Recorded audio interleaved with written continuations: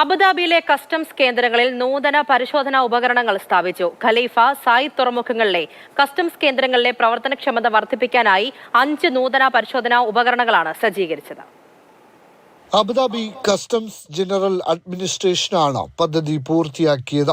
നിർമ്മിത ബുദ്ധി സാങ്കേതിക വിദ്യയിൽ പ്രവർത്തിക്കുന്ന പുതിയ ഉപകരണങ്ങളുടെ സഹായത്തോടെ ചരക്ക് നീക്കവും വ്യാപാരവും സുഗമമാക്കും. കൂടാതെ പരിശോധനയ്ക്കായുള്ള സമയവും പരിശ്രമവും ലാഭിക്കാനും നടപടിക്രമങ്ങൾ വേഗത്തിലാക്കാനും ഉപഭോക്തൃ സംതൃപ്തി ഉയർത്താനും ഉപകരണങ്ങൾ സഹായിക്കും. ഖലീഫ തുറമുഖത്തെത്തുന്ന ബാഗുകൾ, പാഴ്സലുകൾ, കണ്ടെയ്നറുകൾ, ട്രക്കുകൾ എന്നിവ സ്കാൻ ചെയ്യുന്നതിന് 4 ഉപകരണങ്ങളും സായിദ് തുറമുഖത്തെത്തുന്ന കണ്ടെയ്നറുകൾ സ്കാൻ ചെയ്യാൻ 1 ഉപകരണവുമാണ് പുതുതായി സജ്ജീകരിച്ചിട്ടുള്ളത്.